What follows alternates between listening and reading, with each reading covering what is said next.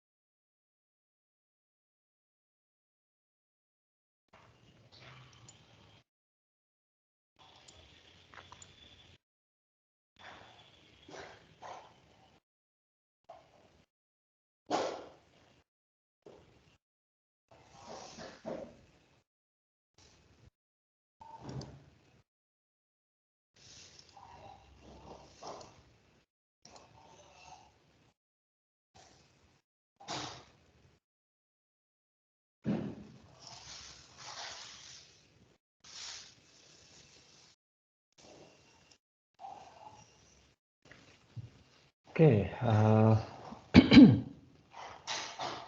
hari ini agenda kita selain membahas topik yang sudah direncanakan, yaitu mengenai strukturisasi requirements, ya, kita juga akan mendengarkan presentasi dari masing-masing kelompok mengenai apa yang sudah dikerjakan, yaitu mengenai functional requirements. Jadi silahkan, sekarang saya berikan waktu sekitar 5 menit gitu ya bagi kelompok untuk bersiap-siap. Nanti silahkan dipresentasikan hasil kerjanya.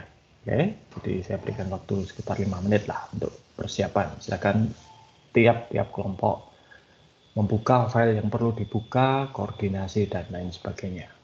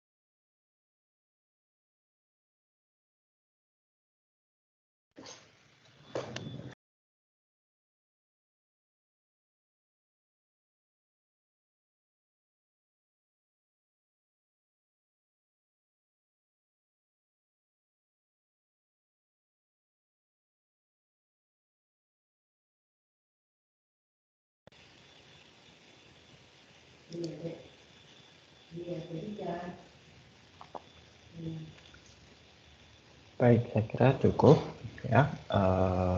Ini saya random saja.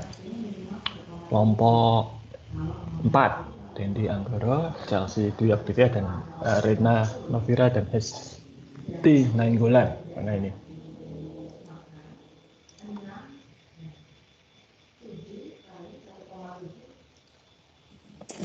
Iya, Pak. Ya, silahkan dipresentasikan functional requirement-nya.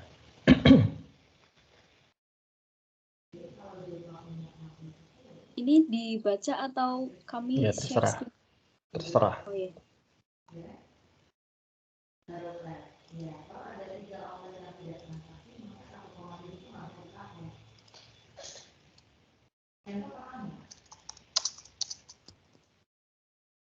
Baik, sistem yang akan kami buat adalah sistem penjualan pakaian secara online menggunakan website. Sistem ini dibuat supaya memudahkan konsumen. Konsumen tidak perlu datang langsung ke tempat sehingga lebih efektif dan efisien. Kebutuhan fungsional yang diperlukan dalam sistem penjualan yang kami usulkan akan jelaskan sebagai berikut. Fitur login, isinya berisi email pengguna dan kata sandi pengguna. Fungsinya untuk mengatur proses identifikasi pengguna supaya tidak disalahgunakan oleh pengguna lainnya. Fitur yang kedua yaitu akun yang berisi informasi data pengguna. Fungsinya untuk memperoleh izin akses dan menyimpan semua informasi data pengguna. Fitur yang ketiga yaitu beranda yang berisi informasi e-commerce dan logo bisnis. Fungsinya yaitu untuk sebagai halaman awal dari suatu website untuk menampilkan topik atau identitas dari website serta sedikit memberi gambaran kepada pengunjung mengenai website kami tanpa harus menjelajah dan membaca semua halamannya. Berikutnya akan disampaikan oleh teman saya. Baik, selanjutnya ada katalog produk yang berisi input produk bagi penjual termasuk foto, produk, harga pokok, dan potongan penjualan. Lalu ada hapus produk dan spesifikasi dan katalog produk yang berisi tentang alat yang digunakan oleh penjual untuk menampilkan produk dagangan yang akan dijual, untuk mempromosikan barang apa saja yang ditawarkan, dan mempermudah konsumen untuk mengetahui informasi barang dan informasi toko berupa prosedur order, kesediaan barang, dan jam operasional toko. Selanjutnya ada pencarian produk yang berisi tentang keyword barang, yaitu warna, model pakaian, kisaran harga, dan ukuran pakaian, yang berfungsi sebagai untuk mempermudah para konsumen dalam menemukan dan membeli produk yang dicari. Selanjutnya akan dijelaskan oleh teman saya. Kemudian ada fitur chat yang berisi navigasi, tampilan chat atau semua chat yang dibalas dan belum dibaca, kemudian halaman profil dan informasi pesanan. Ini berfungsi untuk media komunikasi antara penjual dan pembeli. Kemudian ada fitur keranjang belanja atau chat berisi produk yang ingin dibeli namun belum di check out. Ini berfungsi menampung barang yang pelanggan inginkan untuk dibeli namun belum ingin di check out. Kemudian ada order berisi data diri, alamat yang dituju, barang yang dipesan, total harga, catatan ke penjual, pemilihan ekspedisi, dan pembayaran. Ini berfungsi untuk merangkum informasi pesanan pelanggan serta metode pembayarannya agar dapat sampai tepat ke tujuan yang diinginkan. Selain itu, pembeli juga dapat melacak pesanannya agar terhindar dari penghilangan barang. Kemudian ada status pesanan. Ini berisi status pesanan yang barang belum dibayar, barang dikemas, barang dikirim, dan barang diterima. Ini berfungsi untuk mengetahui status pesanan barang, apakah barang tersebut sudah dibayar, atau sedang dikemas, sedang dikirim, atau sudah diterima.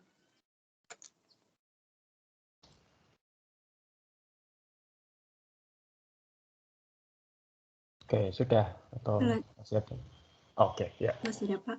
Selanjutnya ada frequency update question. Ini atau FAQ ini berisi kumpulan pertanyaan yang sering ditanyakan oleh pengguna.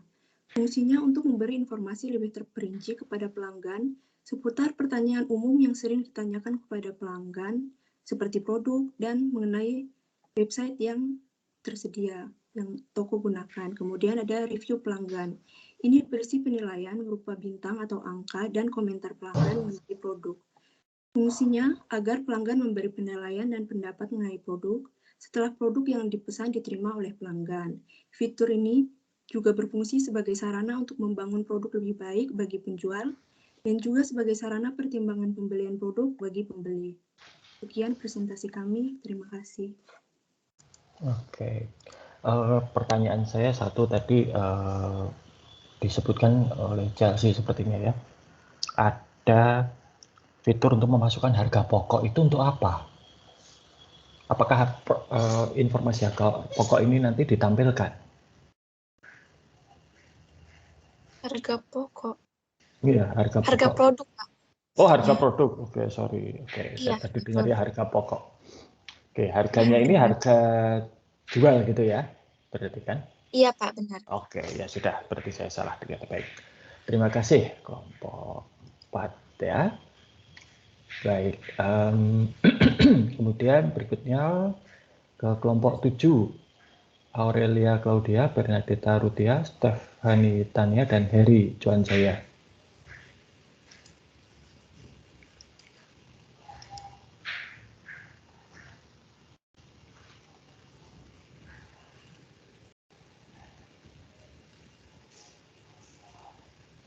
Selamat pagi Pak, kami izin distraksi sebentar ya Pak. Ya.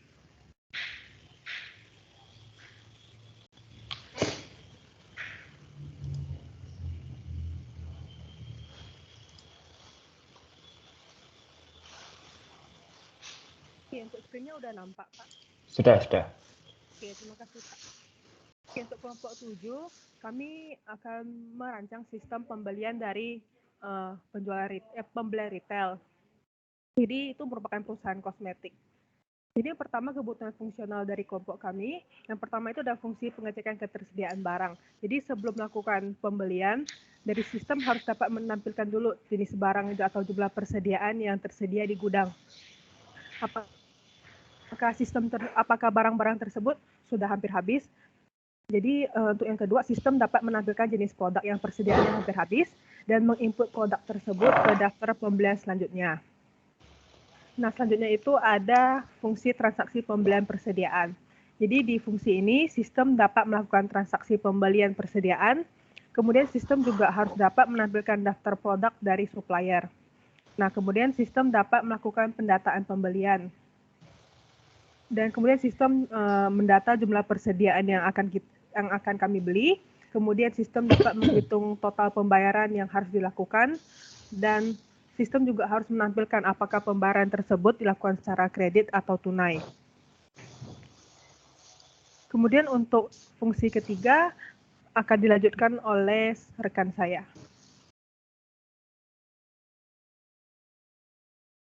Yang selanjutnya untuk fungsi ketiga itu ada konfirmasi pembelian persediaan. Nah, pada fungsi konfirmasi pembelian persediaan itu diharapkan tuh sistem dapat menampilkan daftar produk yang dikirimkan oleh supplier. Lalu sistem dapat melakukan penyesuaian jumlah pembelian saat adanya retur pembelian atau karena adanya barang yang dikirim tidak sesuai dengan apa yang dipesan. Yang selanjutnya, sistem dapat mencatat jumlah utang dagang perusahaan dan sistem dapat mengecek apakah barang telah terbayarkan atau belum. Yang selanjutnya adalah fungsi pembuatan laporan pembelian persediaan. Pada fungsi ini sistem diharapkan dapat membuat laporan pembelian per periode dan sistem dapat menampilkan laporan pembelian dari periode sebelumnya. Oke, sudah ini? Sekian Pak, sudah Pak. Oke, baik. Nah, baik ya kalau presentasi itu diberitahukan mulai pindah ke pembicara berikutnya dan sudah selesai. Jadi audiensnya tahu, gitu kan. Baik. Ini pertama yang saya mau tanyakan tadi coba bisa ke atas gitu. Oke. Ini kan poin kedua dari fungsi nomor 1 itu ya. Sistem dapat menampilkan jenis produk yang persediaannya hampir habis. Nah, hampir habis itu kriterianya apa?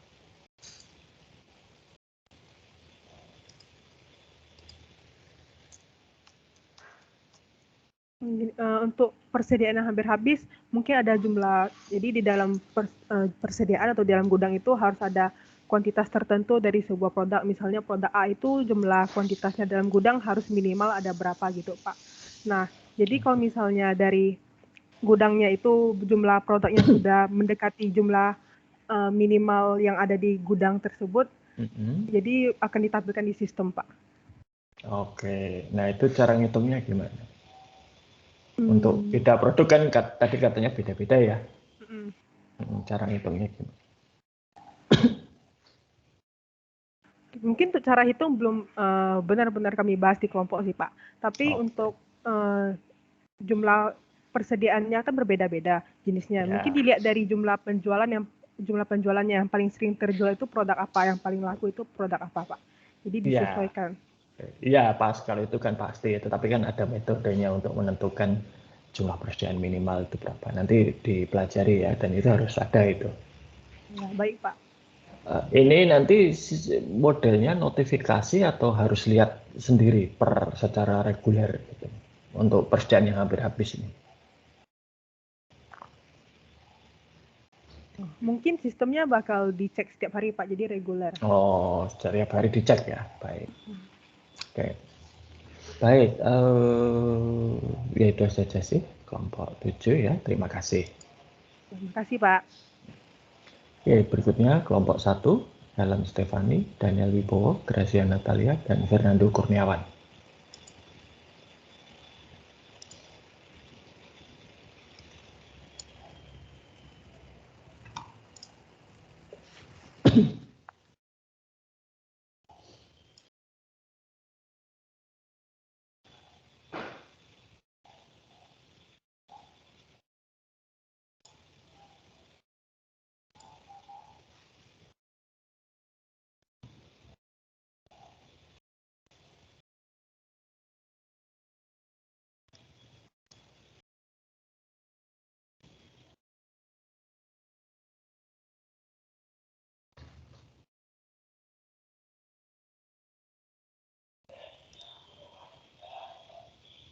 Selamat pagi Pak, teman-teman.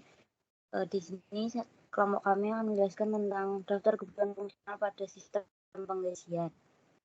Yang pertama, sistem perusahaan akan membuat sistem yang dapat membedakan hak akses antara admin dan user secara otomatis.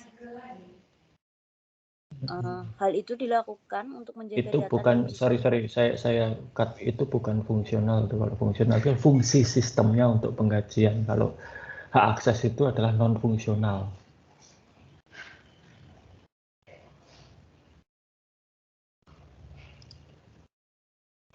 Ya, jadi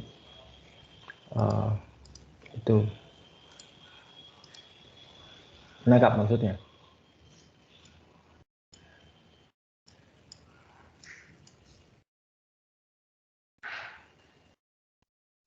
Kelompok 1, jelas?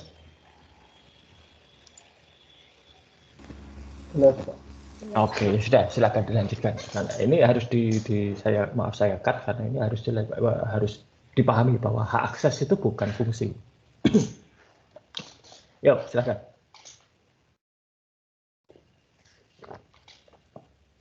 Oke, kalau yang kedua, sistem dapat melakukan tambah, edit, dan hapus data.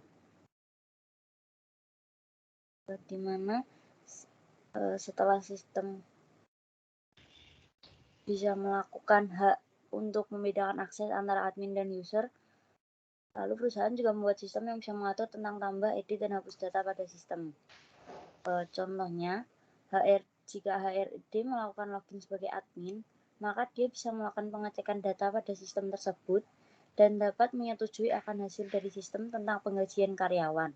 Lalu, kepala divisi sebagai user bisa melakukan pengeditan tentang gaji pokok dan sistem penggajian.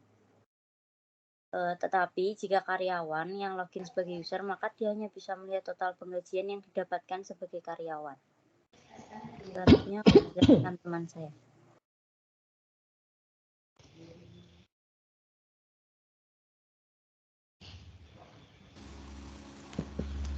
Selanjutnya itu ada Kebutuhan sistem dapat melakukan pencarian data.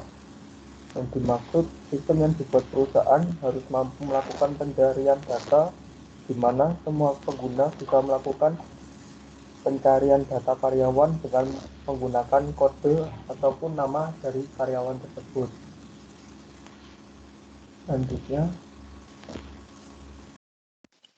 Selanjutnya yang keempat yaitu sistem dapat menampilkan informasi jabatan yang ada di perusahaan. Dalam proses penggajian dalam perusahaan, bagian personalia memerlukan informasi jabatan setiap karyawan yang ada di perusahaan untuk menentukan besaran gaji pokok yang akan diterima. Gaji pokok setiap jabatan tentunya berbeda karena disesuaikan dengan tingkat kesulitan yang dihadapin dan besaran tanggung jawab yang dijalankan. Selanjutnya akan dijelasin teman saya. Selanjutnya, sistem dapat menampilkan informasi mengenai presensi secara lengkap, termaksud jam masuk. Dalam penyajian ini, selain gaji pokok, ada penambahan gaji lainnya, seperti uang kerajinan dan uang makan. Uang kerajinan ini dapat dilihat dari pernah atau tidaknya karyawan dalam satu periode penggajian hadir terlambat. Dengan adanya sistem ini, bagian personalia akan mudah dalam menentukan jumlah penerimaan uang kerajinan dan siapa saja yang memperolehnya. Demikian presentasi tugas kelompok dari kelompok kami. Lah ini malah fungsi penghitungan gajinya nggak ada ini. Ini kan hanya informasi presensi, informasi jabatan. Nah, fungsi penghitungan gajinya di mana?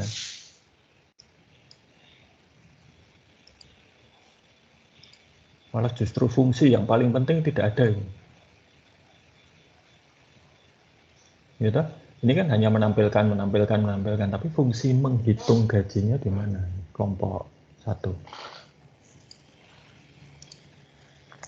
Namanya saja sistem penggajian kan berarti menghitung gaji ya dan memberikan gaji, bukan menampilkan informasi.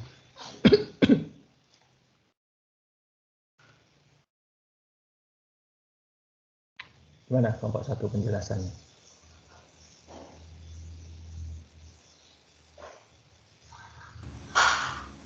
Kami ada kelewatan bagian itu, Pak. Ya ini bukan kelewatan, itu namanya kalian tidak paham. Oh, penggajian itu kan ya menggaji, bukan menampilkan informasi. Justru itu core-nya dari penggajian itu adalah ngitung gaji, bukan menampilkan informasi.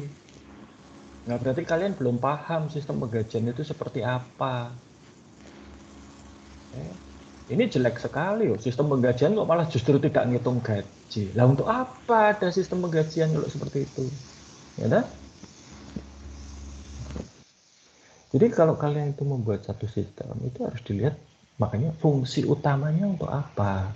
Tadi penjualan, ya bisa menangani penjualan, bisa memasukkan data penjualan bagus. Untuk pembelian bisa tahu barang apa yang harus dibeli, status barangnya bagaimana, sudah dibayar, itu bagus.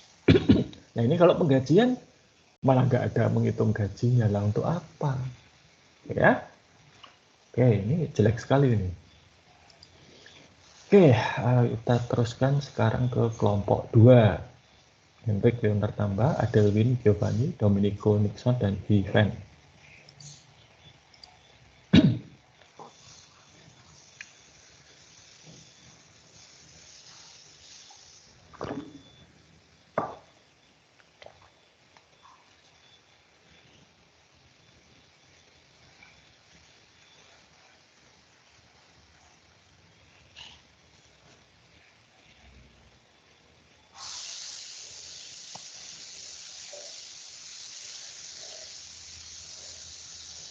Kelompok 2.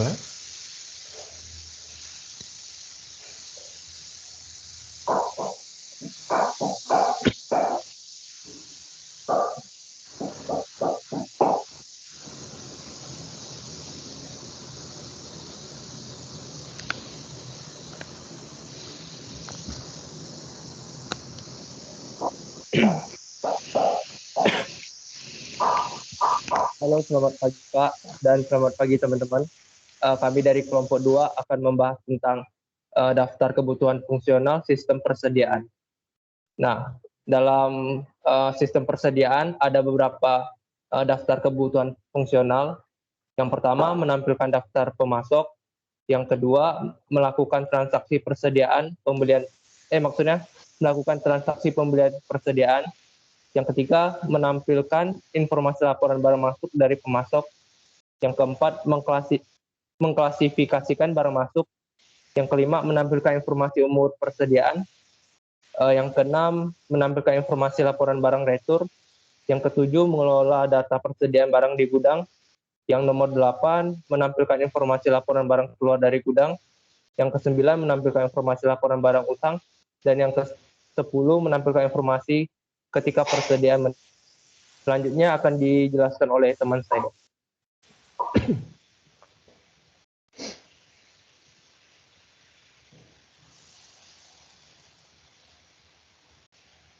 Selanjutnya penjelasan fungsi sistem dan alasan fungsi dibutuhkan. Jadi yang pertama, menampilkan daftar pemasok. Daftar pemasok ini digunakan untuk memberitahu bagian persediaan untuk memesan kepada pemasok yang mana sesuai dengan barang yang dibutuhkan sehingga tidak terjadi kesalahan dalam proses pemesanan barang. Lalu fungsi yang kedua, melakukan transaksi pembelian persediaan. Pembelian persediaan ini menampilkan informasi barang yang akan dipesan kepada pihak pemasok agar segera diproses dan dilakukan pengiriman serta menginformasikan jumlah serta besaran pembayaran yang harus dilakukan. Lalu yang ketiga, menampilkan informasi laporan barang masuk dari pemasok. Informasi barang masuk digunakan untuk mencocokkan persediaan apa saja yang dipesan dari pemasok. Hal ini penting agar tidak terjadi perbedaan antara daftar barang yang dipesan dengan daftar barang yang masuk. Selanjutnya akan dijelaskan oleh teman saya.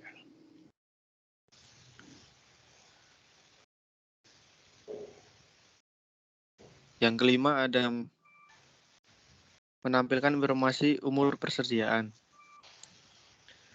Informasi tanggal expired barang yang diperlukan untuk menentukan batas waktu penjualan dari barang tersebut. Hal ini penting agar barang dapat segera ditarik dari display ketika mendekati tanggal yang dicatat sehingga tidak terjadi penjualan atas barang-barang yang sudah kadaluarsa. Yang keenam ada menampilkan informasi laporan barang retur. Menampilkan informasi dari barang yang sudah dibeli dari pemasok bila terjadi kerusakan saat pengiriman atau memang barang tersebut sudah rusak. Untuk selanjutnya mengajukan retur kepada pemasok. Selanjutnya ada mengelola data persediaan barang di gudang.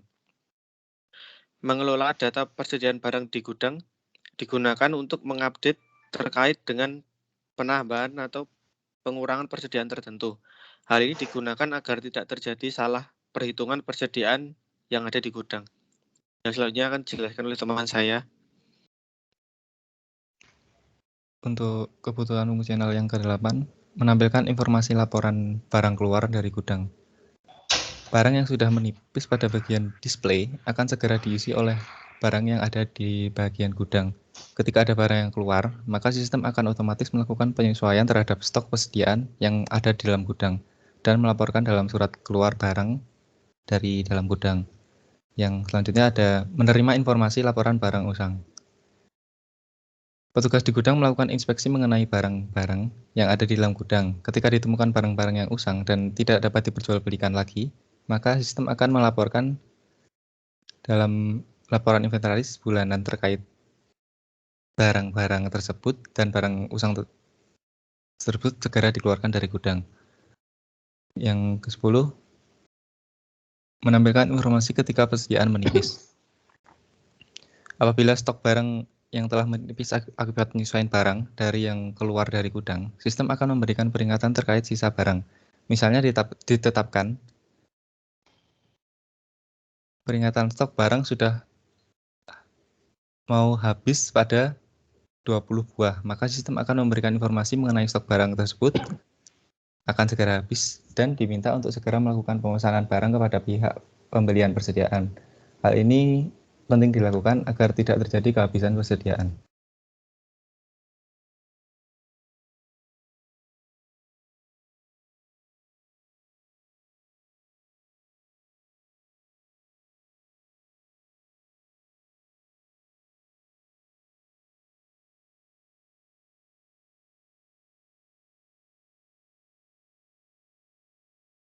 Kalau masalah pembelian, persediaan, itu cobalah dilihat kembali materi SIA mengenai siklus pengeluaran. Ya, coba dibaca lagi. Saya yakin kalian tidak baca mengenai siklus pengeluaran atau sudah lupa sama sekali siklus pengeluaran. Padahal itulah gunanya materi SIA untuk siklus pengeluaran di sini. Ya. Dan tadi ada barang usang dan expired, itu bedanya apa?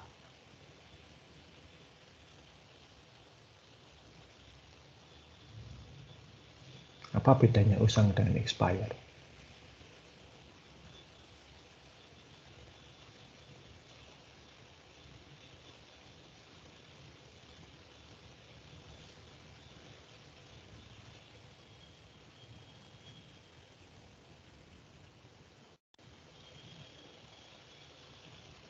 Gimana kelompok 2? Apa bedanya usang dengan expired?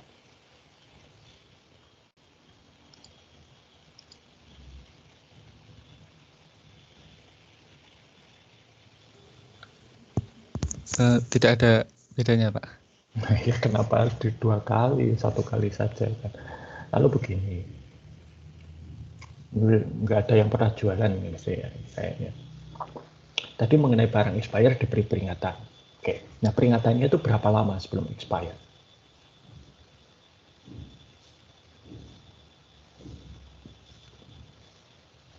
Satu hari, 1 jam, seminggu, sebulan.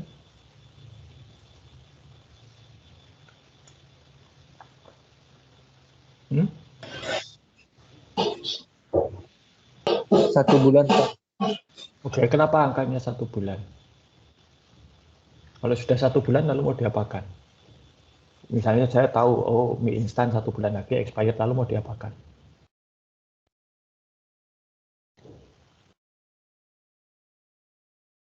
Biasanya diadain promo, Pak.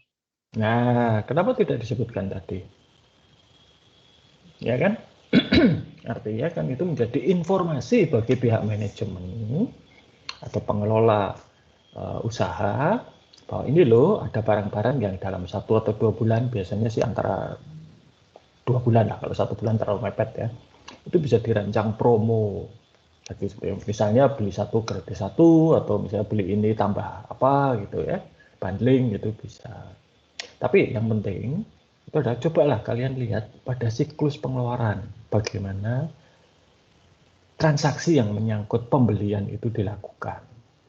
Ya, ada PO segala macam, ada laporan penerimaan barang dan ini kok istilah-istilah itu dari tadi saya tidak melihat itu ditampilkan.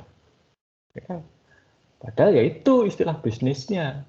Ya, kalau kalian ke perusahaan prakteknya ya nanti ada PO, ada delivery order, ada receiving report, itu semua ada, bukan hanya cerita fiksi di dalam buku, ya, itu benar-benar dipakai.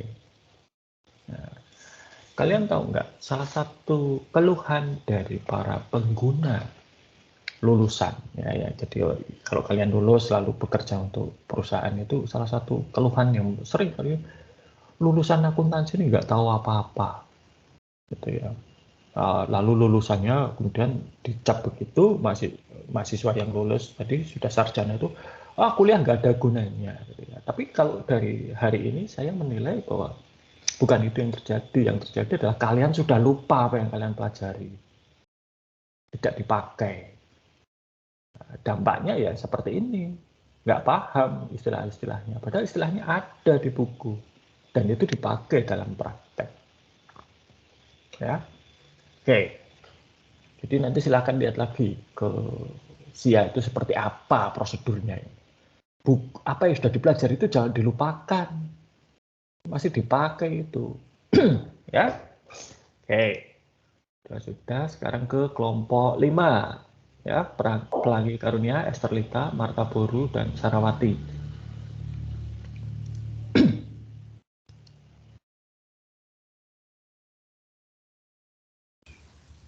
Saya izin share screen ya. Ya, silakan.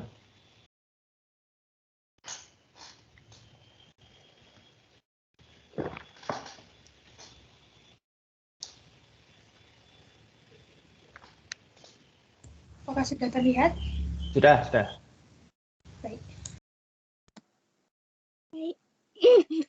Baik, selamat pagi Pak Samyaji dan teman-teman.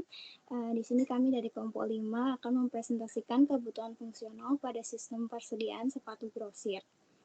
Nah, yang pertama, ini kebutuhan akan sistem yang bisa digunakan untuk mengelola data pembelian barang dagang awal yang akan dimasukkan ke gudang sebagai persediaan awal. Kebutuhan fungsional akan pengelolaan data pembelian barang dagang awal yang akan dimasukkan ke gudang menjadi penting karena dengan begitu kita menjadi lebih mudah untuk memiliki arsip data dari setiap pembelian barang dagangan yang akan masuk ke dalam gudang. Sehingga ketika kita melakukan pengecekan secara fisik, kita bisa lebih mudah mencocokkannya dengan data pembelian yang sudah tercatat dan tersimpan. Selanjutnya akan dilanjutkan oleh teman saya. Yang kedua itu sistem yang digunakan untuk mengolah barang yang disimpan di gudang.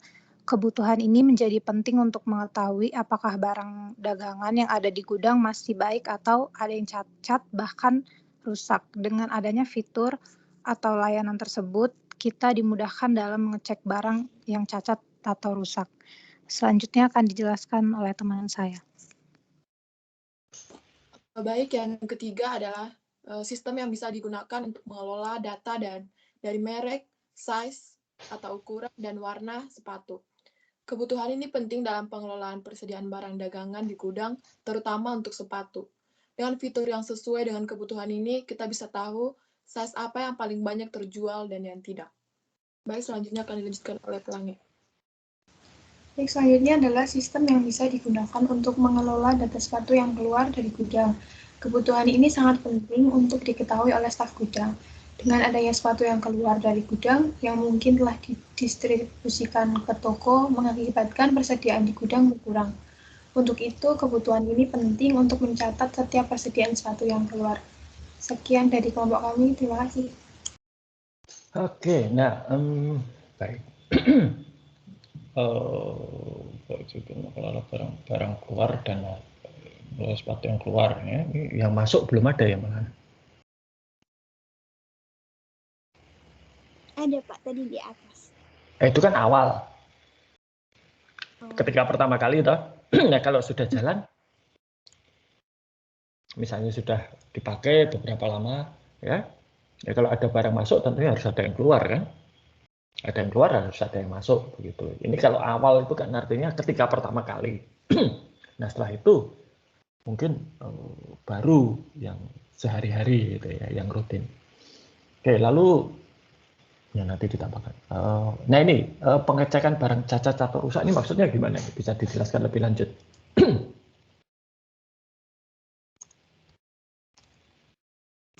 Jadi kalau misalnya ada yang barang yang nggak sesuai gitu Pak, misalnya kayak warnanya sudah pudar atau ada kerusakan yang nggak bisa dipakai, itu dicek ulang gitu Pak. Nah, oke. Dicek ulang ya. Jadi ini untuk memasukkan data barang yang rusak di gudang gitu ya? Iya Pak. Oke, mekanismenya bagaimana? Maksud saya apakah ini dilakukan pengecekan berkala atau ketika diambil baru dicek rusak atau tidak atau bagaimana?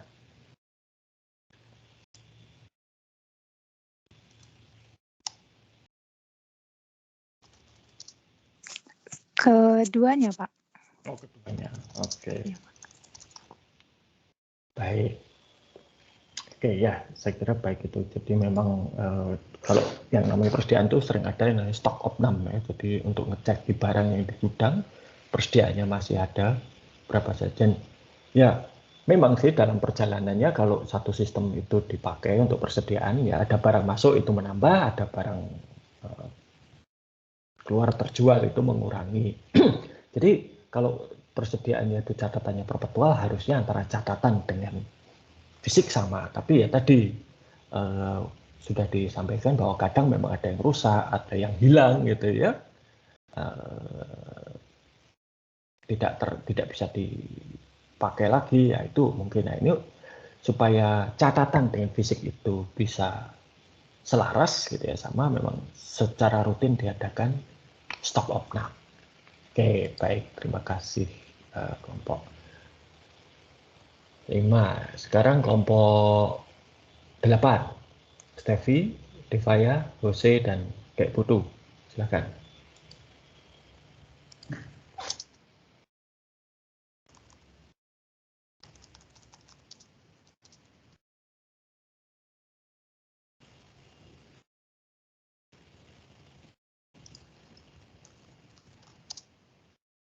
Selamat pagi Bapak dan teman-teman. Berikut hasil diskusi dari kelompok 8. Yang pertama, daftar fungsionalnya mampu melakukan input pendataan produk. Pengguna dapat memasukkan tentang data-data produk yang dijual meliputi nama produk, jumlah stok, harga, deskripsi produk. Yang kedua, mampu melakukan input pendataan transaksi pembelian, yaitu sistem dapat melakukan transaksi pembelian, dapat menampilkan barang yang akan dibeli oleh pembeli, dapat melakukan perhitungan beberapa jumlah barang yang dibeli, dan sistem dapat melakukan pendataan pembelian. Selanjutnya akan dibacakan oleh teman saya. Yang ketiga, mampu memberi kenyamanan dan kemudahan bagi pelanggan. Sistem dapat memberi informasi tentang review kepuasan pelanggan, keluhan, kritik, dan saran dari pelanggan demi kemajuan bisnis. Selanjutnya akan dijelaskan oleh teman saya.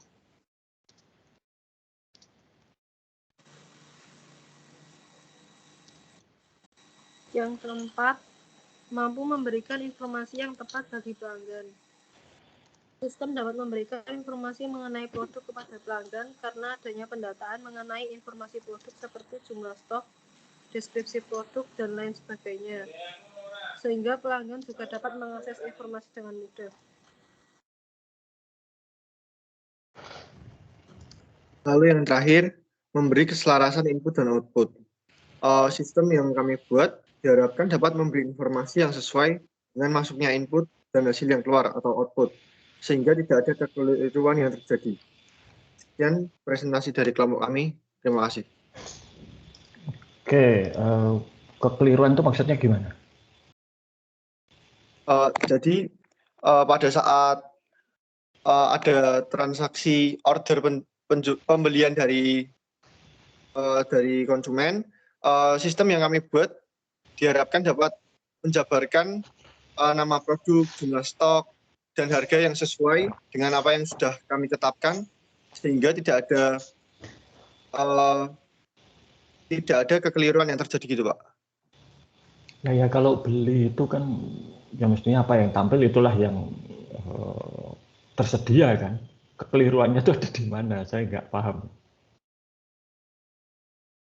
Artinya kan kalau mau beli, kalian lihat menu itu kan terpampang. Ini apa tahu sistemnya sih sebentar. Gelato ya? Ya, penjualan gelato, Pak.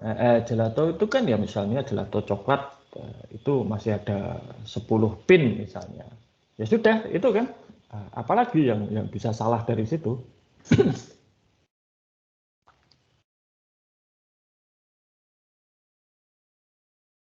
Apakah yang tampil itu nanti tidak sesuai dengan kenyataan atau bagaimana?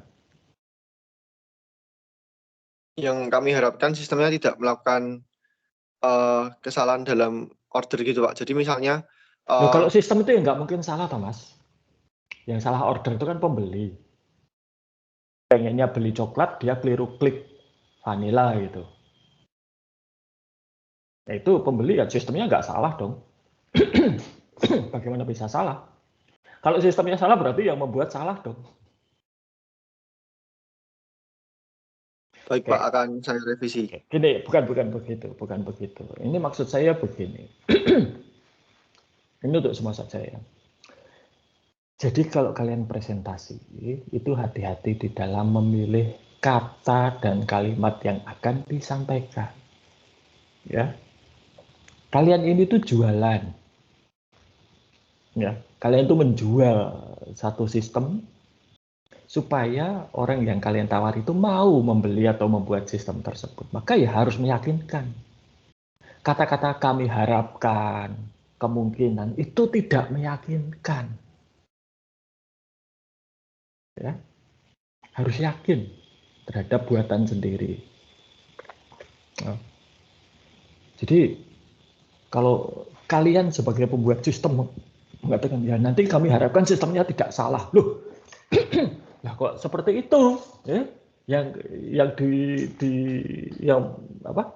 audiens yang melihat presentasi kalian ya pasti akan bertanya-tanya, loh maksudnya apa kok diharapkan tidak salah? Waduh, celaka ini, itu ternyata salah gitu ya, muncul kesalahan. Itu nanti harus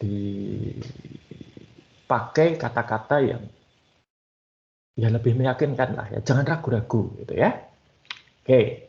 Ya. Baik Pak, mohon maaf atas kesalahan kata saya. Ini bukan kalian tidak harus minta maaf pada saya. Ini kesalahan ini akan merugikan kalian sendiri, bukan saya gitu. Kalau saya yang kalau saya mendengar presentasi ini tadi ya, waduh ya nggak jadi beli kan gitu. Oke, berikutnya kelompok 3, Fernando Tandian, Winky Fernandes, Vincent Tanislaus, dan Clarissa Hartanti. Silahkan.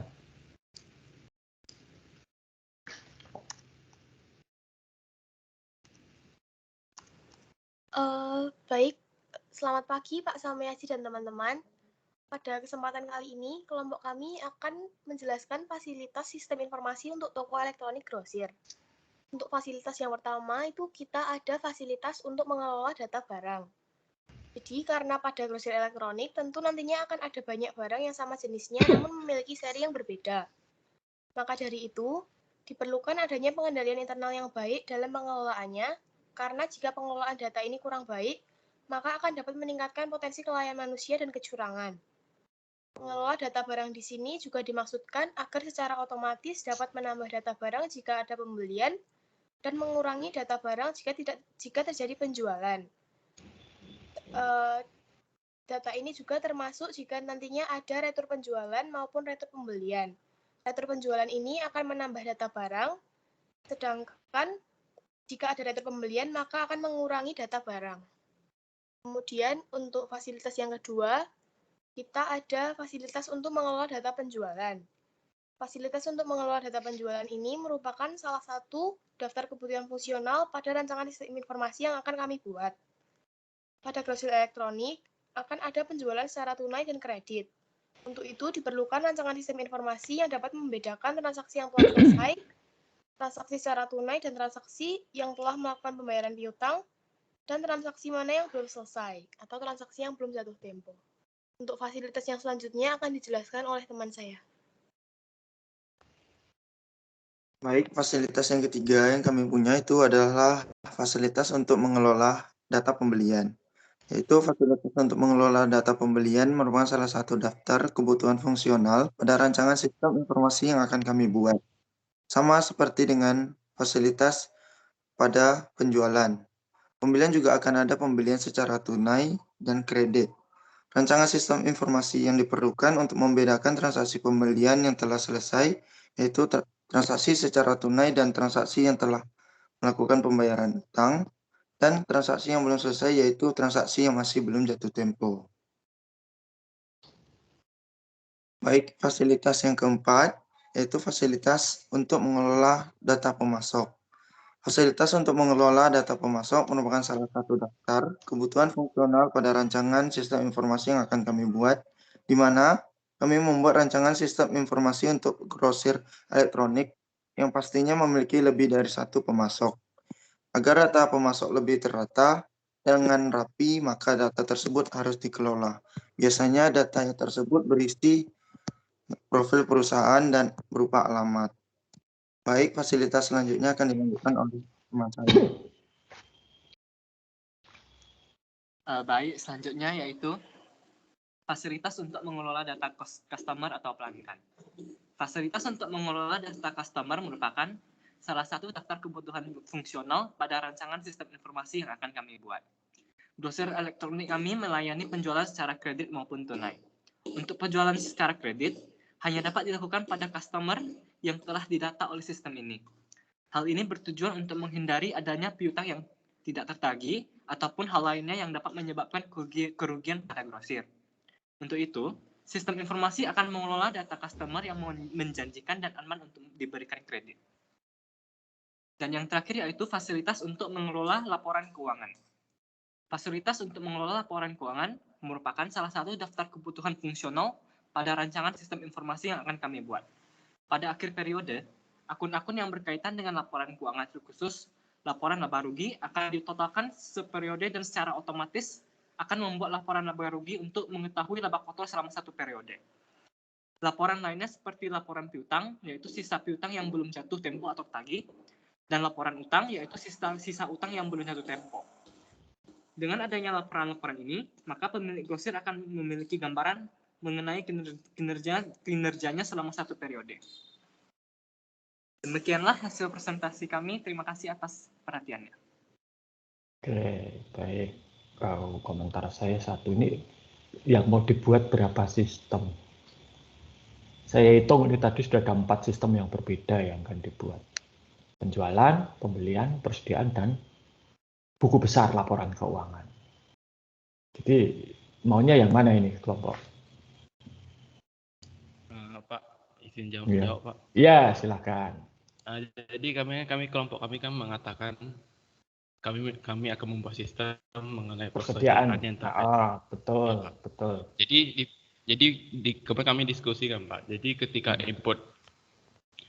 ketika di sistem ini akan menginput pembelian atau penjualan, jadi kan kenapa tidak sekalian kayak menjelaskan ini transaksinya tunai atau kredit.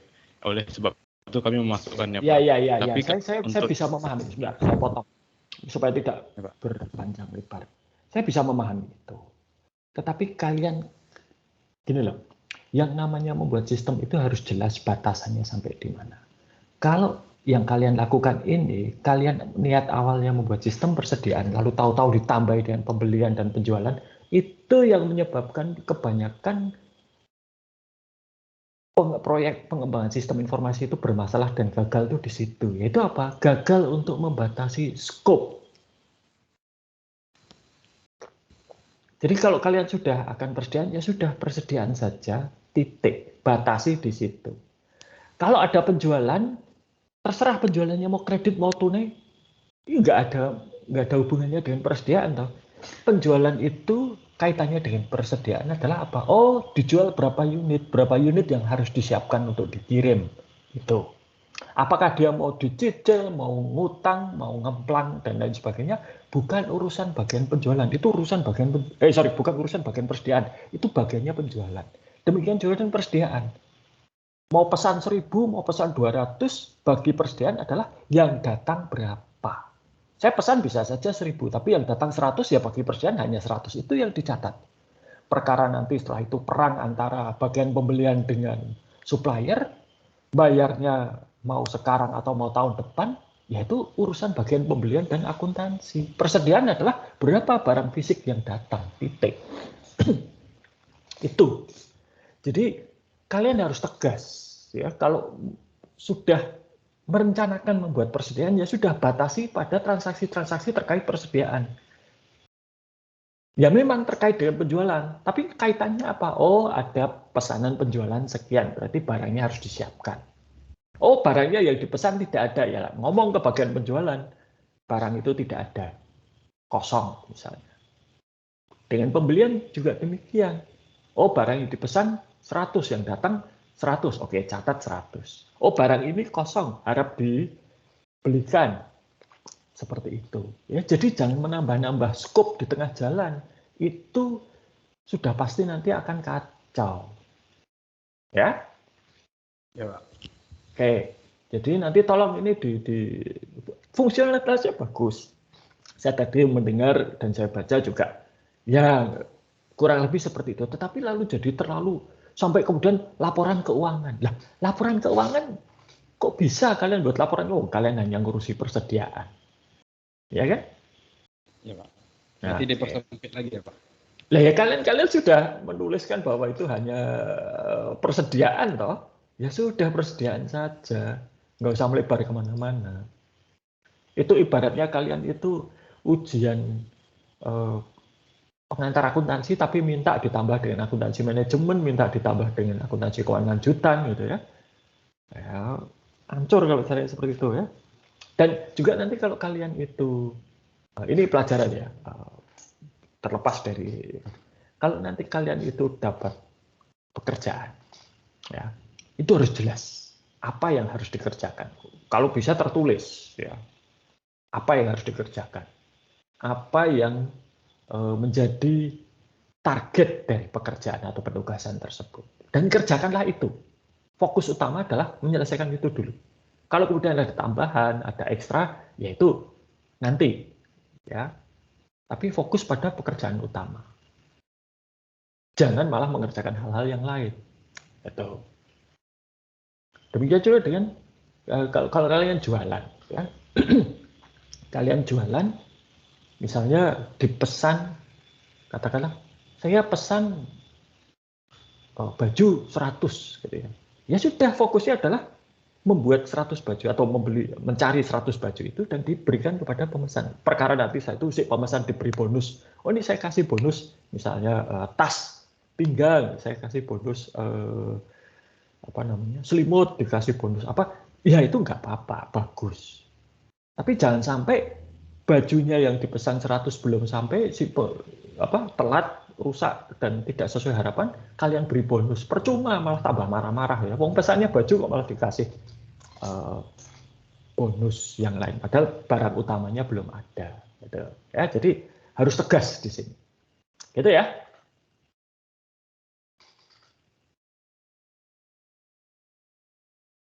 Oke. Ya Pak, terima kasih sarannya. Ya.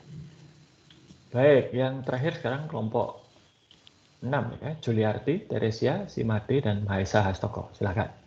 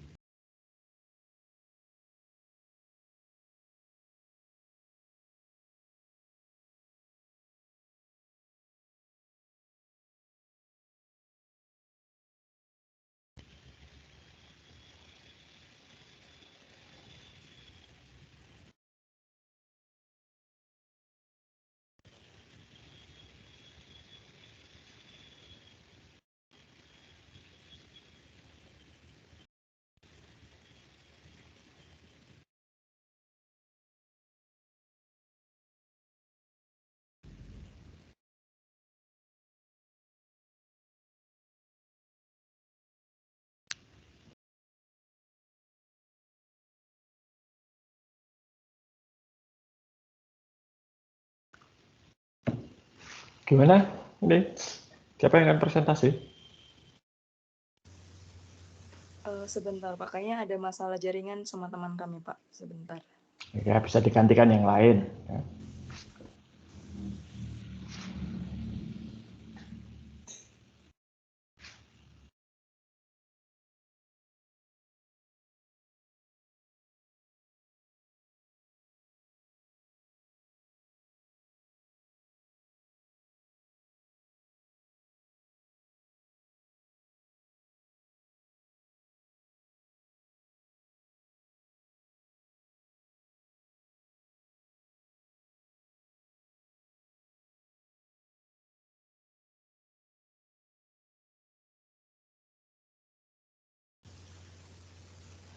Baik, apa suara saya bisa didengar? Ya, bisa. Silakan. Mohon maaf sebelumnya saya tidak share screen karena ada masalah dengan jaringan saya. Baik, kami selamat pagi Pak Samiyaji dan teman-teman. Kami dari kelompok 6 akan mempresentasikan daftar fungsional terkait sistem kami. Jadi kami berfokus pada penyediaan barang dan membuka layanan pre-order untuk beberapa item yang tidak tersedia di gudang persediaan kami seperti limited item. Dalam penyediaan barang, kami menjalin kerjasama dengan perusahaan luar untuk menjadi pemasok. Selain itu, kami juga melakukan pembelian secara random. Random ini dalam hal, maksudnya membeli persediaan dari toko online yang tidak menjalin kerjasama dengan kami, kemudian menjualnya kembali. Di sini terdapat 3 fungsional yang akan kami bahas. Yang pertama kami bahas adalah fungsi ketersediaan barang. Di sini, sistem dapat melakukan pengintegrasian otomatis jumlah persediaan yang telah masuk ke gudang persediaan Indonesia. Hal ini berkaitan dengan sistem asersi atau konfirmasi di bagian Bea Cukai Indonesia, karena dapat terjadi pending atau penundaan karena beberapa faktor. Kemudian, sistem dapat melakukan penyesuaian secara otomatis terhadap ketersediaan barang dan apabila terjadi retur pembelian. Kemudian, sistem dapat menghitung sisa barang yang tersedia di gudang sesuai jenis barang tersebut. Selanjutnya akan dilanjutkan oleh rekan saya, Nevi. Baik, kita akan masuk ke fungsi yang kedua, yaitu fungsi transaksi pembelian barang pasokan dan penjualan barang ke pembeli.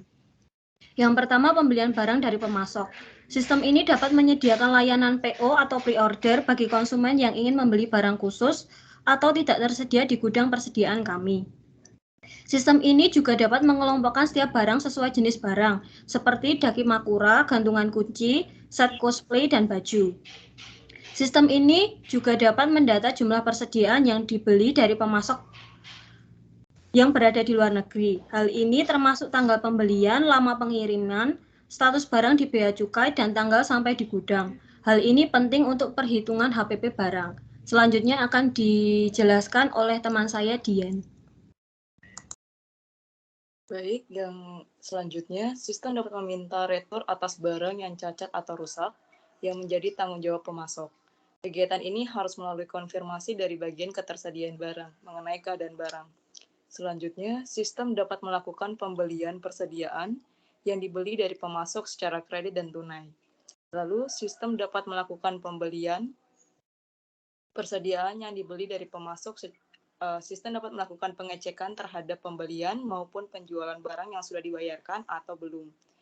Lalu, sistem dapat melakukan pengkonfirmasian dan penjualan pada pelanggan, dan sistem dapat melakukan integrasi terhadap data piutang dan utang usaha. Selanjutnya dijelaskan oleh teman saya.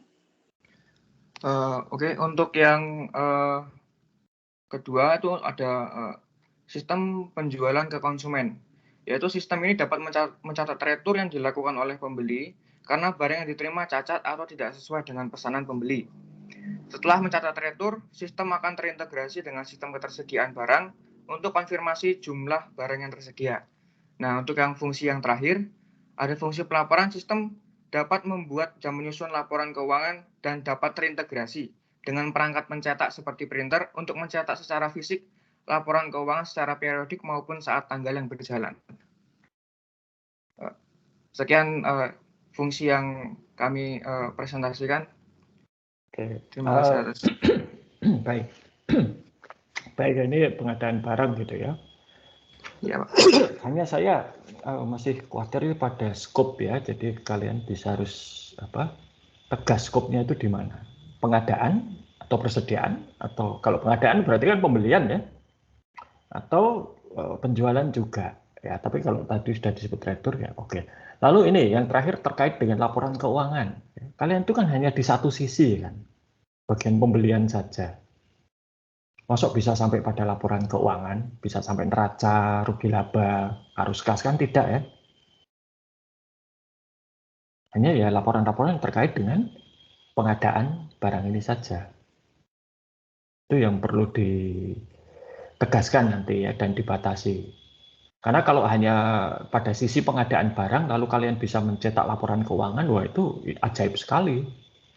Nah, informasinya dari mana, gitu ya? Oke, itu saja. Terima kasih. Ya, baik. Semua sudah presentasi ini saya lihat. Ya, baik. Oke, jadi pelajaran yang bisa diambil hari ini dari semua presentasi itu adalah satu. Scope, ya, ruang lingkup sistem yang kalian buat itu apa? Itu harus tegas. Jangan melebar kemana-mana. Ya.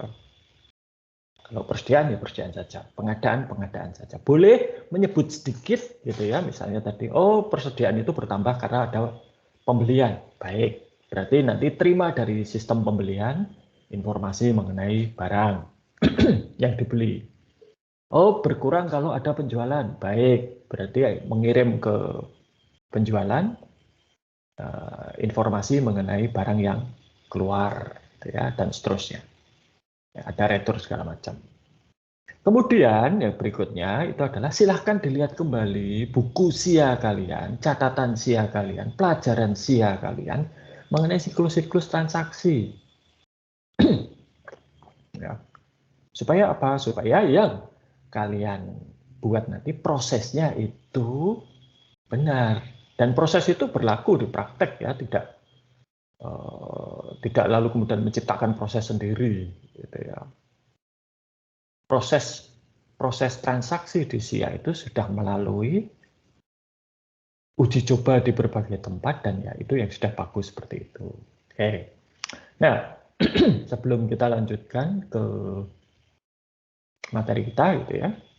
Saya sudah meninggalkan kisi-kisi di MS Teams mengenai ujian tengah semester.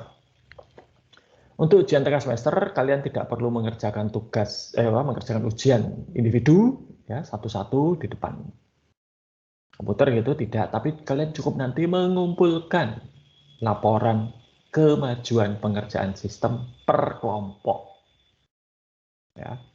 Apa saja yang harus ditulis di dalam laporan itu sudah saya tinggalkan di Microsoft Teams. Nanti di situs kuliah akan saya buka pengumpulannya 24 jam sebelum jadwal ujian. Ya, jadwal ujiannya nanti silahkan dilihat. Ya. Nanti saya berikan waktu sampai maksimal 2 jam. Ya, jadi misalnya ujiannya mulai jam 8 ya sampai jam 10.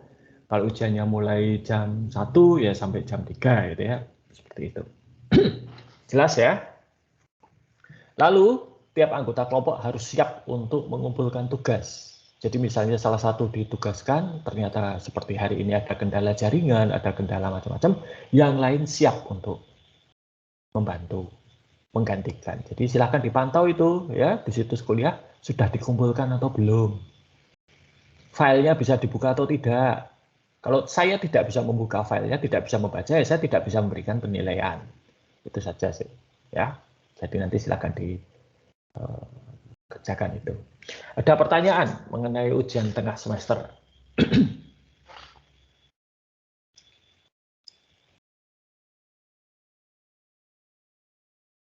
Ada yang belum jelas? Ya, silakan, Stefani. Oke, baik Pak. Mau bertanya Pak, ini kan ada bagian refleksi peran dan tugas masing-masing anggota kelompok. Nah, itu filenya terpisah atau digabung atau bagaimana ya Pak? Satu. Semua satu file. Semua laporan satu file. Oke, berarti setiap anggota kelompok isi refleksinya tetap sama ya Pak? Loh kok sama? Ya enggak dong, tiap anggota kelompok beda-beda dong. Misalnya kamu peran kamu apa, kesulitan yang dihadapi apa, gitu-gitu. Per anggota kelompok. Jadi satu-satu itu harus membuat. Untuk kemudian dikompilasi jadi satu. Oke Pak, makasih Pak. Sama. Oke, ada lagi pertanyaan? Baik, saya akan teruskan ke materi ya. Ini tidak lama-lama sih karena sebetulnya materinya sudah pernah didapatkan ya di SIA ya.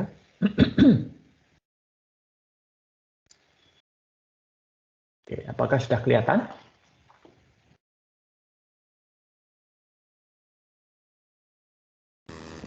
Sudah, Pak.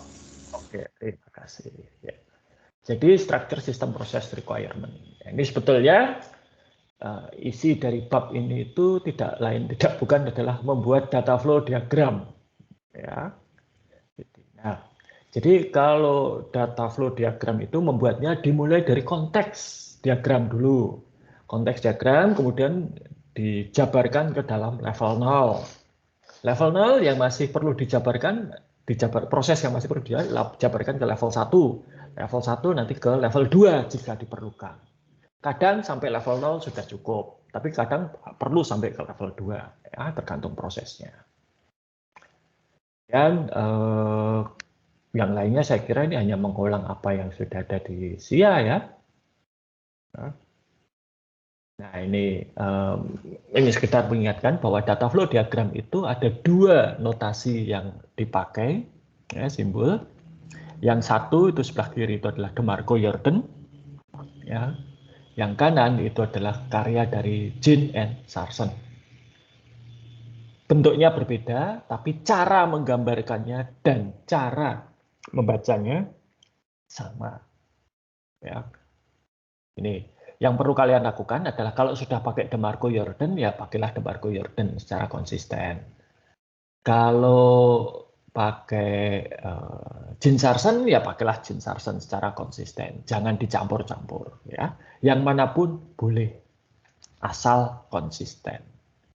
Jadi nanti silahkan diputuskan gitu ya di kelompok DeMarco-Jordan atau Gene Sarson. Oke. Nah, ini yang sering sekali terjadi di dalam berbagai macam data flow diagram. Itu apa? Ada kesalahan. Ya. Itu di kotak. Kotak itu adalah entitas eksternal. Ya. Kotak mengirimkan data ke kotak yang lain, atau entitas eksternal mengirimkan data ke entitas eksternal yang lain. Apakah dalam realitanya terjadi? Ya, mungkin terjadi. Bisa saja itu terjadi. Tapi itu tidak menjadi perhatian dari sistem kita. Seperti tadi misalnya. Persediaan nggak perlu ngurusi penjualannya kredit atau tunai. Tidak perlu ngurusi pembeliannya kredit atau tunai. Terserah, itu urusannya bagian penjualan. Yang penting apa? Kalau ada pembelian barang, barangnya datang, itulah yang dicatat dan diproses. Kalau ada penjualan, barangnya keluar, itulah yang perlu dicatat dan diproses. Ya. Lalu juga tidak boleh seperti ini. Ya. Bagian eksternal langsung mengakses data di sini. Nggak boleh.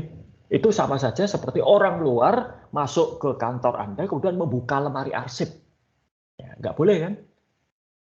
Nah ini, ya, jadi nanti kesalahan-kesalahan seperti ini baiknya. Ya harusnya seperti ini. Ya. Jadi kalau pihak luar itu akan mengakses data, itu harus melalui proses seperti ini. Nanti silahkan dibuka lagi pelajaran data flow diagram, dan itu harus dimulai dari konteks diagram, kemudian ke level 0, level 0 ke level 1, level 2, dan seterusnya. Ya. Lalu ada ini berbagai daftar kesalahan data flow diagram, ya, yang benar bagaimana nanti bisa dilihat. Ya. Ini saya tidak akan membahas ini karena ini sudah pernah di SIA, ya, jadi nanti bosan. Lalu data flow diagram itu harus balance, ya. Ini yang mengingatkan saja. Balance itu artinya apa? Balance itu, Balance itu artinya kalau pada konteks diagram itu ada input atau ada diagram di atasnya itu ada input dan output level di atas. Nanti di bawahnya juga harus ada input dan output yang sama seperti ini, ya. Ini ada input A, output B. Nanti kalau level berikutnya di bawahnya input A dan output B ini harus ada. Ini A dan B, ya. Harus ada semua. Jadi yang namanya balance artinya apa? Ini misalnya di konteks ada A input dan B output, maka di level 0 harus ada A input dan B output juga. Ya. Ini contoh yang tidak, ya, bukan ini. Balance tadi ya sudah ada. Oke, itu untuk data flow diagram. Nah, sekarang saya akan bicara kembali sebetulnya mengenai requirements. Requirements itu jumlahnya tidak terbatas. Ya, bisa jadi tidak terbatas. Tapi sumber daya, waktu, uang, tenaga, SDM yang dimiliki perusahaan untuk mewujudkan requirement tersebut terbatas. Nah, lalu bagaimana? Nah, ini maka perlu ada penyusunan skala prioritas. Requirement mana yang harus dikembangkan terlebih dahulu? Mana yang bisa ditunda? Mana yang tidak penting sama sekali? Nah, ini harus ada. Nah, ada yang namanya Moscow Rules. Ya, Moscow Rules itu MOSCOW, ya, Moscow Rule. Moscow itu sebenarnya dari M, S, C, dan W. M itu must have, itu harus ada. tanpa ini, tanpa fungsionalitas ini, tanpa requirement yang ini, sistemnya tidak akan jalan. Nah, tentunya tiap-tiap sistem akan berbeda-beda. Must have-nya itu apa? Ya. Kalau tadi seperti penggajian, ngitung gaji itu adalah must have. Kalau hanya melihat informasi ini, menampilkan informasi itu bukan must have. Yang penting malah justru harus menghitung gajinya. Ya. Dan berikutnya should have, S ya. Ini tidak esensial, tetapi kalau tidak ada, susah. Contohnya apa? Tadi, melihat status persediaan. Ya. Susah nih kalau kita nggak bisa melihat. Gitu ya. Ini. Dan jadi biasanya sistem yang akan dikembangkan itu, kebutuhan yang akan diwujudkan itu adalah yang must have dan should have. Dua ini harus diwujudkan. Nah, yang ketiga, C, could have. Ini kalau masih ada sisa waktu, masih ada sisa dana, sisa tenaga, boleh itu diwujudkan. Kalau tidak ya nanti ke versi berikutnya atau tahun depan. Ya. Nah, sedangkan W itu adalah want to have. Yang ini biasanya diabaikan karena ini hanya untuk ya pengen-pengen gitu ya, sesuatu yang baik. Nah, ini. Nah, sekarang tentunya tantangan berikutnya menentukan apa yang must have, apa yang should have, apa yang could have, dan apa yang want to have. Ya. Nah, ini merupakan kompromi atas 3 hal biasanya, yaitu ketersediaan sumber daya, tuntutan dari pengguna maupun kebutuhan pemangku kepentingan, dan waktu serta biaya. Jadi SDM itu kendalanya SDM, ketersediaan sumber daya, waktu, dana, SDM, alat dan lain sebagainya. 2 itu keterbatasan secara teknis. 3 itu kebutuhan dari sumber. Jadi begini, misalnya ada 1000 kebutuhan yang para stakeholder minta ada 1000 functional requirement. Lalu kita hanya punya waktu 6 bulan ya, untuk bisa mewujudkan 1000 itu. Pokoknya dalam 6 bulan sistemnya harus jadi. Nah, sekarang teknisnya para programmernya itu bisa berapa? Wah, kalau 6 bulan hanya 500 misalnya. Gitu kan. Nggak mungkin 1000. Nah, ini maka kemudian ada kompromi. Ya. Contohnya adalah seperti ketika Microsoft akan meluncurkan Windows 11 ini. Meluncur tanggal 5 Oktober. Nah, lalu Microsoft mengeluarkan daftar apa saja yang harus ada di dalam Windows 11 itu. Ya. Nah, apa yang kemarin meluncur tanggal 5 Oktober, itulah yang must have dan should have. Ya. Karena apa? Tanggal 5 Oktober itu sudah harus meluncur. Ya. Nah, ada yang could have. Could have-nya apa? Microsoft Windows 11 itu bisa menginstal dan menjalankan aplikasi Android. Jadi kalau kalian punya aplikasi Android itu nanti akan bisa. Tapi saat ini, ketika diluncurkan tanggal 5 kemarin, itu belum ada. Nah, itu adalah golongan yang could have. Gitu ya. Nah, itu biasanya kompromi di situ. Ya. Tersedia berapa lama, berapa banyak waktunya, berapa banyak ketersediaan SDM, dan seterusnya. Itu kompromi. Ya. Nah, kadang kompromi ini tidak hanya terpengaruh pada SDM. Jadi misalnya ini yang pernah saya alami. Ya. Ada batas waktu. Tanggal ini harus selesai. Harus diluncurkan versi terbaru. Oke, ada 1000 functional requirement. Tapi saya hanya punya sumber daya untuk 500. Lalu bagaimana? Kompromi ini bisa dengan, oh waktunya diundur. Kan? Aduh. Kalau waktunya diundur nggak mungkin. Seperti Microsoft Windows 11 kalau sudah dipatok tanggal 5 Oktober, mundur itu jelek. Apalagi sudah diumumkan luas. Tanggal 5 Oktober Windows 11 meluncur. Kalau tiba-tiba Microsoft mengatakan, kita mundur ya 2 bulan, gitu. Wah, reputasinya akan jatuh. Harga saham pasti akan langsung anjlok. Nah, tapi ya realitanya kalau 1000 fungsi, tanggal 5 Oktober nggak mungkin jadi. Ya, karena kita hanya punya sumber daya untuk 500. Lalu bagaimana?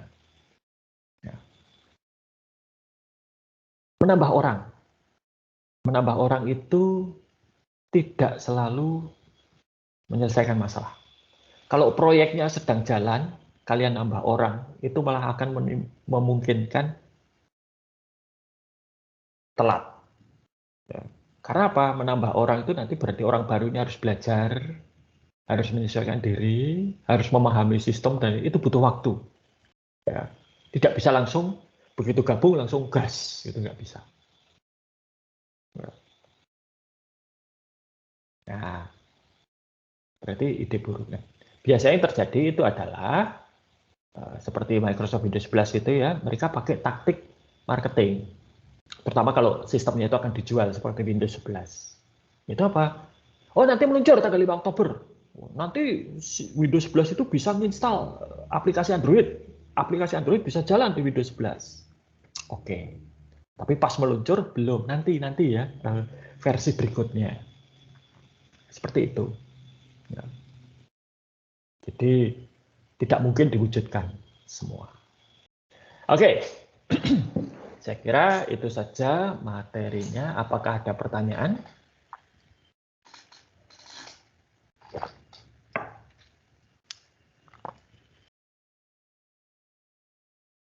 Tidak ada? Baik, kalau tidak ada, saya kira perkuliahan kita cukup sekian. Ya, selamat belajar untuk ujian tengah semester.